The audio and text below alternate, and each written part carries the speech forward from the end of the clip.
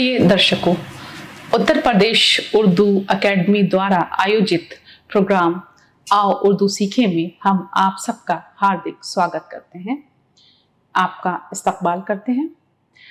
दर्शकों, आपके साथ ने हमें आज उस जगह पर पहुंचा दिया है कि हमें बहुत खुशी होती है कि जब आपके कमेंट बॉक्स में लिखे हुए जवाबात को देखते हैं। अगर हमने ये कहा कि इन अल्फाज को आपको हमें लिखकर दिखाना है, तो बाज़ हमारे स्टूडेंट ऐसे भी हैं कि वो उन अल्फाज को लिखकर दिखाते हैं। अगर ये कहा कि जुमला बनाइए तो जुमले भी बने हुए आते हैं और अक्सर करके कभी कभी 2 लाइन भी लिखी हुई आती हैं। तो ये हमारे लिए बड़ी खुशनसीबी की बात है कि हमें बहुत अच्छा रिस्पॉन्स आप लोगों से मिल रहा है। तो जाहिर सी बात है कि जब हौसला दुगना हो जाए तो हम फिर इंसान और ज़्यादा मेहनत करता है। इसी सिलसिले को बढ़ाते हुए हमारी एकेडमी ने हमेशा ये कोशिश की कि ऐसे दिलचस्प और आसान तरीक़े इख्तियार किए जाएं कि जिससे आप मीठी मीठी प्यारी प्यारी शीरी ज़बान उर्दू सीख सकें। तो बहरहाल आज फिर हमने 2 बहुत छोटी छोटी कहानियाँ ली हैं। एक कहानी का शीर्षक है हवा और सूरज और दूसरी कहानी का शीर्षक है या उन्वान है घमंडी कौआ। तो ये 2 कहानियां हैं जिन्हें हम एक के बाद एक पढ़ेंगे और उनके ज़रिए से उर्दू सीखेंगे। अब देखिए, पहली कहानी है हवा और सूरज। हवा और सूरज बहुत अच्छी कहानी है। आपको कहानी सुनकर भी मजा आएगा और इसके जरिए से आप उर्दू सीख सकेंगे। और दूसरी कहानी है घमंडी कौआ, यानी घमंडी कौवा।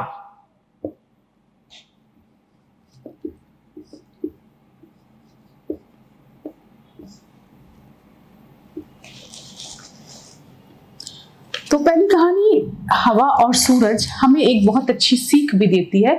मैंने आपको हमेशा बताया है कि देखिए, लिटरेचर या अदब या साहित्य किसी भी भाषा का हो, किसी भी ज़बान का हो, वो हमें एक बेहतर इंसान बनाता है। हमारे अंदर वो कदरें, वो वैल्यूज़ पैदा करता है कि जिनके ज़रिए से हम अपने समाज में खुशहाली, सुकून ला सकते हैं। तो जाहिर सी बात है कि इसीलिए चाहे वो कहानियाँ हों या अदब में लिखी गई या किसी भी ज़बान में लिखी गई कोई भी चीज़ हो, वो हमें बहुत सही रास्ता दिखाती है। तो अब देखिए, हवा और सूरज, ये कहानी भी इसी तरह की है। लफ्ज़ हवा आप रोज़ बोलते हैं, सूरज भी हम रोज़ बोलते हैं, तो ज़रूरी ये है कि हमें ये लिखना भी आना चाहिए। तो देखिए, हवा छोटी है प्लस वाव प्लस अलिफ। अब जब हम इसको मुख्तसर करेंगे तो देखिएगा, हे ज़बर हा, वाव अलिफ ज़बर वा, हवा। इसी तरह से सूरज, सीन प्लस वाव प्लस रे प्लस जीम, सूरज। अब देखिए, सीन को शॉर्ट किया, उसे वाव मिलाया, उसमें सीन वाव पर सू, रे और फिर जीम, रे जीम ज़बर रज, सूरज। तो हवा और सूरज, एक बार हवा और सूरज के बीच इस बात को लेकर ठन गई। ठन लफ्ज आया ठे से, ठे का इस्तेमाल देखिए, ठे और प्लस नून, ठन गई। क्या मीनिंग होंगे? ठन, यानी उन दोनों में इस बात पर बहस हो गई या लड़ाई हो गई कि दोनों में से कौन अधिक बलशाली है। अधिक, ज्यादा, तलफ्फुज आपका बिल्कुल दुरुस्त, बलशाली, ठीक, बिल्कुल। दोनों आपस में तर्क वितर्क करने लगे। इसके लिए उर्दू लफ्ज क्या होगा? तर्क वितर्क, अंग्रेज, डिबेट नहीं, बहस व मुबाहिसा, यानी बहस करने लगे। दोनों आपस में बहस व मुबाहिसा। आप देखिए, बे कौन सी है लगाऊं? बड़ी है। फिर सीन या से, से। तो प्लस वाव बहसो प्लस फिर मीम, बड़ा मतलब ये क्योंकि 2 लफ्ज इसमें आ रहे हैं, फिर बे, फिर अलिफ, फिर बड़ी हे, और मुझे लगता है कि मुझे अलग अलग बताना चाहिए इसको, बहस। तो इसको आप देखिए कैसे लिखेंगे हम, बे बड़ी हे से, बे का देखिए किस तरह शोषा लिया, फिर बड़ी हे उसमें जोड़ी और फिर से, बहस। फिर से देखिए, बे बड़ी हे फिर से, बहस। मुबाहिसा, मीम प्लस बे प्लस अलिफ प्लस बड़ी हे फिर से फिर छोटी है। अब देखिए दो लफ्ज हैं, बहसो मुबाहिसा यानी तर्क बेतर्क। अब कैसे लिखेंगे मुबाहिसा, मीम को हमने शॉर्ट करेंगे, मीम को ऐसे मुख्तसर किया, फिर बे का शोशा लिया, फिर अलिफ ले गए, फिर हे को मुख्तसर किया, फिर से का शोशा लिया, फिर हे को बिछा दिया, छोटी हे को, मुबाहिसा। फिर से देखिए, मीम पिशपो, मीम पिशमो, बे अलिफ जबर ब, हे जिर हे, से हे जबर सा, मुबाहिसा। तो बहसो मुबाहिसा एक बहुत खूबसूरत तरकीब है, दो लफ्जों से मिलकर बनी है, यानी दोनों में तर्क बेतर्क शुरू हो गया, दोनों एक दूसरे से बहस करने लगे और अपने अपने पक्ष में तरह तरह की दलीलें देने लगे। हवा बोली, मैं इतनी बलवान हूं कि चाहूं तो आसमान में छाए सभी बादलों को एक फूंक में उड़ा सकती हूँ। फूंक लफ्ज भी आप लोग रोज बोलते हैं, तो लिखना जरूर आना चाहिए, इसको गौर से देख लीजिएगा, इसलिए मैं इधर लिख देती हूँ फूंक। फे प्लस वाव प्लस नून प्लस काफ, तो फे वाव को मिलाएंगे, फे वाव पेश फू, नून साकिन काफ, फूक। उसने कहा कि मैं एक फूंक में सब कुछ उड़ा सकती हूँ। सूरज भी कुछ कम ना था, वो भी अकड़कर बोला, जाओ जाओ कितने बादल उड़ाओगी। मैं चाहूं तो सागर का पानी गर्मा कर बादल ही बादल बना सकता हूं। इस तरह दोनों अपनी अपनी बड़ाई बयान करते हुए स्वयं को श्रेष्ठ साबित करने पर तुले थे। श्रेष्ठ, सबसे अच्छा यानी बेस्ट अपने को। तभी हवा और सूरज ने देखा कि एक व्यक्ति इंसान, आदमी, शख्स, इसके लिए सही लफ्ज है शख्स। बहुत बार मैंने बताया भी है आपको कि शख्स किस तरह लिखा जाता है, क्या कितने हर्फ आएंगे और कौन कौन से हर्फ आएंगे उसमें। फिर गुड, शीन प्लस खे प्लस स्वाद, शाबाश, बिल्कुल सही बताया। अब देखिए कैसे लिखा जाएगा, शीन खे स्वाद, शीन खे जबर शख, स्वाद साकिन, शख्स। एक खूबसूरत लफ्ज है, इसलिए आपको याद होना चाहिए। व्यक्ति को उर्दू में शख्स कहा जाता है। तभी हवा और सूरज ने देखा कि एक व्यक्ति लंबा सा कोट पहने सड़क पर चला जा रहा है। उस व्यक्ति को देखकर सूरज बोला, इस तर्क वितर्क का कुछ परिणाम नहीं होगा। परिणाम, नतीजा। ऐसा करते हैं कि हम दोनों में से जो भी इस व्यक्ति का कोट उतरवा देगा वही ताकतवर माना जाएगा। चलो पहले तुम प्रयत्न करके देखो, यानी तुम कोशिश करके देखो। ये सुनकर हवा ने धीरे धीरे अपना वेग बढ़ाना शुरू किया, यानी हवा तेज चलने लगी। कुछ ही देर में आंधी जैसी चलने लगी। ये देखकर व्यक्ति ने क्या करेगा, वो कोट उतारेगा, बताइए। अगर हवा बहुत तेज चले तो आदमी क्या करेगा भाई, वो जो व्यक्ति है, वो जो आदमी है, वो जो शख्स है, तो वो क्या करेगा, कोट को और टाइट कर लेगा, इसलिए कि हवा से कोट उड़ जाएगा। तो उसने क्या किया, हवा अपनी गति में और तेजी ले आई, तूफान सा चलने लगा। ये देखकर लेकिन व्यक्ति ने अपने कोट को कस के अपने शरीर से लपेट लिया। जितनी तेज हवा चलती थी, व्यक्ति उतना ही कोट को और कसकर जकड़ लेता। आखिरकार हवा ने हार मान ली। अब सूरज की बारी थी। उसने तेजी से चमकना शुरू कर दिया। कुछ ही देर में वातावरण में, माहौल में ताप यानी गर्मी इतनी बढ़ गई कि व्यक्ति का शरीर झुलसने लगा। शरीर, जिस्म। वो पसीने से नहा गया। जब गर्मी सहन न हो सकी तो व्यक्ति ने कोट के साथ साथ अपनी कमीज भी उतार फेंकी। ये देख हवा शर्मिंदा हो गई। जीत सूरज की हुई। तो अब इससे क्या सबक मिलता है, देखिए बहुत बड़ी बात जो है इसके जरिए से मुसन्निफ ने बताई है या लेखक ने बताई है कि केवल ताकत के बूते पर ही हर लड़ाई नहीं लड़ी जा सकती। बल के साथ बुद्धि का संगम होना भी आवश्यक है। बुद्धि, दिमाग, अक्ल, ठीक। तो अब इससे हमें क्या सबक मिलता है कि बिला वजह बहस नहीं करनी चाहिए, बल्कि दिमाग से काम लेना चाहिए। अच्छा, दूसरा शीर्षक हमारा था घमंडी कौवा। ये भी बड़ी मजे की कहानी है और इसके जरिए से हम बहुत सारे अल्फाज आज सीखेंगे।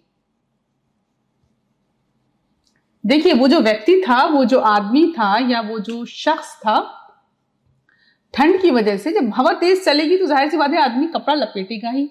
हवा को ये बात तो समझनी थी, लेकिन उसकी समझ में ये बात नहीं आई।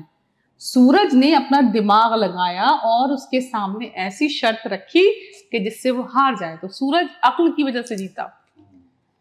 हवा को गौर करना चाहिए था ना कि भाई कोट जो है, कोई भी अगर हवा तेज चलेगी तो कोई इंसान जाहिर सी बात है उससे बचने के लिए कपड़े पहनेगा। तो उस आदमी ने यही किया कि अपने कोट को कस के पकड़ लिया। तो इसलिए कहा जाता है कि कोई भी काम करते वक्त अक्ल से काम लें। घमंडी कोआ यानी घमंडी कौवा, बहुत पुरानी बात है। ये दूसरी कहानी है हमारी। बहुत पुरानी बात है, उस समय पक्षियों का कोई राजा नहीं हुआ करता था। पक्षी, पक्षी किसे कहते हैं? परिंदे। पक्षी को उर्दू में कहा जाता है परिंदा, या अगर ज्यादा होंगे तो परिंदे। परिंदा एक खूबसूरत लफ्ज है, सीख लीजिए, परिंदा। अच्छा, एक वक्त ऐसा था कि परिंदों का कोई बादशाह नहीं हुआ करता था। इससे उन्हें आपसी झगड़े निपटाने में बहुत परेशानी होती थी। एक दिन परिंदों ने या पक्षियों ने देवगुरु के समक्ष सामने अपनी समस्या रखी। समस्या, परेशानी। और उसने उनसे पक्षियों के राजा का चुनाव करने के लिए कहा। चुनाव, इंतखाब, सिलेक्शन। देखिए, ये जरूर सीख लीजिए। अलिफ प्लस नून प्लस ते प्लस खे प्लस अलिफ और प्लस बे, इंतखाब। अलिफ नून ते, अभी हिज्जे बताती हूँ। अलिफ नून जेर इन, ते जबर ता, खे अलिफ जबर ख, बे साकिन, इंतखाब। किस चीज का आप लोग इंतखाब करते हैं? इलेक्शन में तो खैर ठीक है, इंतखाब करते हैं नेता का। जिंदगी में जीवन साथी का इंतखाब करते हैं कि नहीं? नहीं करते। अम्मी कर देती हैं। अम्मी या माता जी बीच में आ जाती हैं, बात तो सही है। हाँ, ये समस्या तो है, मानी जा सकती है। खैर, तो वो बादशाह ने देवगुरु ने जब उनकी समस्या को सुना तो वो मुस्कुराते हुए बोले, ये तो बहुत आसान है। कल सभी पक्षी दरबार में आए तो जो भी पक्षी सबसे सुंदर होगा उसे ही पक्षियों का राजा बनाया जाएगा। अब देखिए, देवगुरु ने कहा कि भाई ठीक है, सारे परिंदे जो हैं, वो पक्षी जो हैं, वो आ जाएं और हम राजा बना देंगे इसमें से जो सबसे ज्यादा हसीन और खूबसूरत होगा। देवगुरु की बात सुनकर सभी पक्षी सबसे सुंदर दिखाई देने के लिए तरह तरह के उपाय करने में जुट गए। उपाय, तरकीब, ये तरह तरह की उन्होंने तरकीबें लगानी शुरू की। तरकीब भी सीख लीजिए, क्योंकि आप लोग तरकीबें बहुत लगाते हैं। घर में पढ़ाई से बचने के लिए क्या क्या तरकीबें की जाती हैं? अभी अली को देखा, कॉफी बनाने चला गया, इसीलिए तरकीब देखिए। ते प्लस रे प्लस काफ प्लस ये प्लस बे। एक चीज तो ख्याल रखिए कि देखिए, अगर हम छोटी ये लगाते हैं तो ये ई की आवाज निकालती है, बड़ी ये होगी तो वो ए की मात्रा है। तो तरकीब, यहाँ पे ई की आवाज है, तो तेरे जबरतर, काफ ये जिरकी और बे साकिन, तरकीब। वैसे मुझे जो है अभी यही याद आ रहा है कि बेचारे लड़के, अम्मी जो है वो किस तरह से जो है, खैर चलिए, इंतखाब नहीं करने देती हैं। मकसद है कि इंतखाब का तलफ़्फ़ुज़ ठीक हो जाए आपका। तो देवगुरु की बात सुनकर सभी पक्षी सबसे सुंदर दिखने के लिए तरह तरह के उपाय करने में जुट गए। वो सभी तालाब पर जाकर और नहा धोकर अपने अपने पंखों को सलीके से संवारने लगे। उन पक्षियों में एक काला कौवा भी था। उसे पता था कि वो कतई सुंदर नहीं है, किंतु लेकिन फिर भी उसने प्रतियोगिता में जाने का निश्चय कर लिया था। प्रतियोगिता, कंपटीशन। भाई अंग्रेज चले गए, अंग्रेजी छोड़ गए, चलिए, लेकिन अच्छा 3 जबानें आनी चाहिए। जबान कोई भी सीखे, इससे अच्छी क्या बात है। कंपटीशन को मुकाबला, और इसमें कितने हर्फ आए?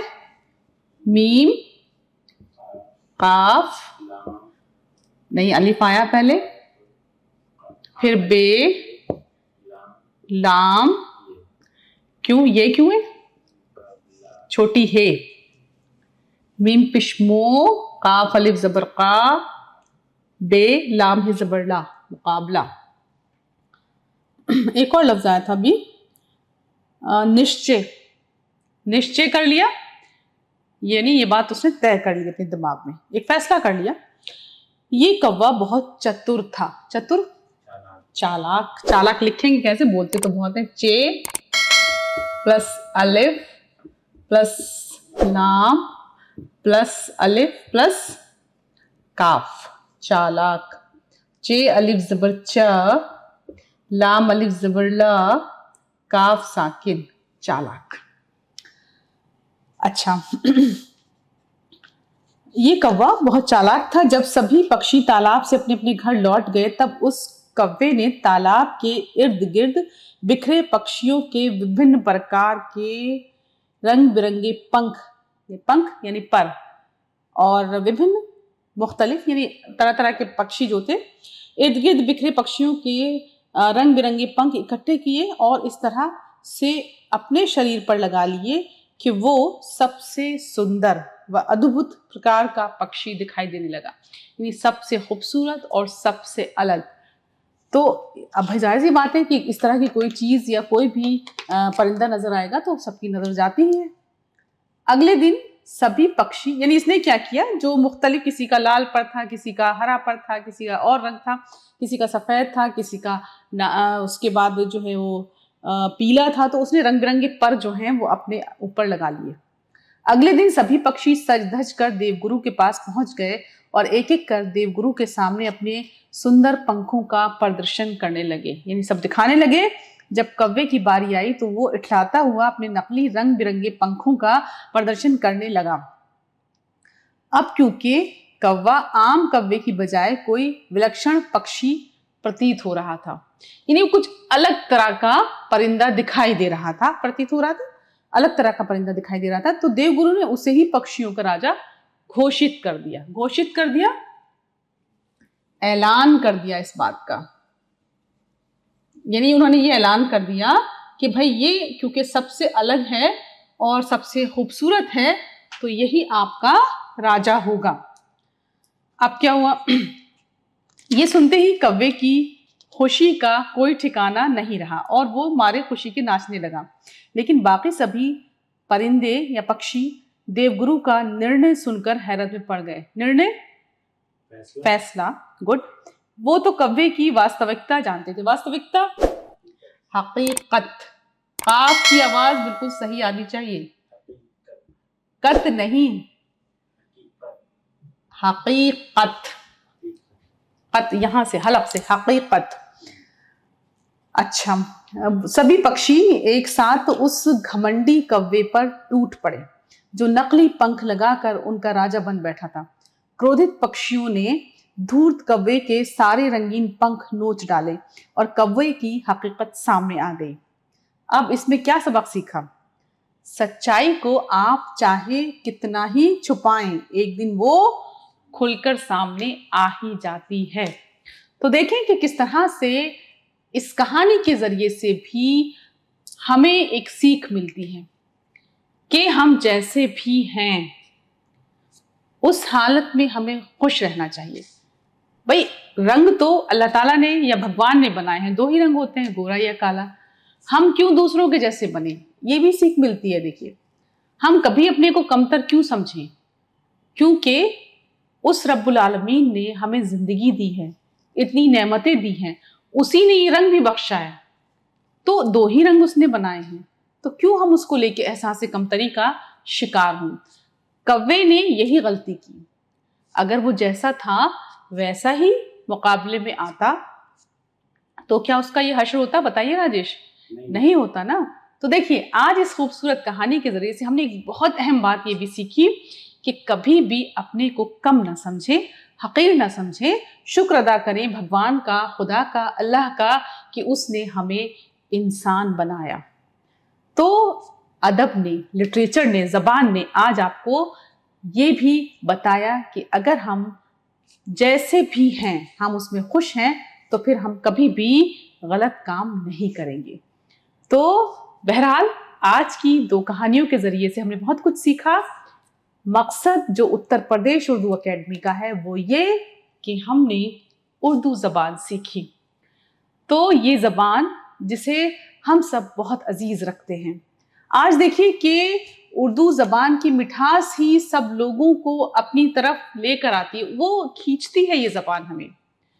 तो इसीलिए अगर आपने इस ज़बान को सीख लिया तो यकीन जानिए, कंपटीशंस में, नौकरी के सिलसिले में, इंटरव्यू में, कहीं भी आप जाएंगे या नौकरी मिलने के बाद भी या अपनी ज़िंदगी में, अपने घर में, अपने बाहर, अपने मोहल्ले में, पड़ोस में, अगर आप उर्दू ज़बान सीखने के बाद उसको बोलेंगे तो लोग फिर यही कहेंगे कि सुना है बोले तो बातों से फूल झड़ते हैं। सुना है बोले तो बातों से फूल झड़ते हैं, ये बात है तो चलो बात करके देखते हैं। तो ये उर्दू ऐसी ज़बान है कि जो आपको पूरे आपके जितने भी मिलने जुलने वाले होंगे उन सब में मकबूलियत दिलाएगी, आपको हर दिल अजीज बनाएगी। यही हमारी एकेडमी का मकसद है। और अगर आप इसी तरह से हमारे साथ जुड़े रहे तो इंशाल्लाह वो दिन दूर नहीं कि आप इस ज़बान को बहुत अच्छी तरह ना सिर्फ ये कि बोलेंगे बल्कि लिखेंगे भी। हम सब के साथ जुड़े रहने के लिए आप सबका दिल से बहुत बहुत शुक्रिया।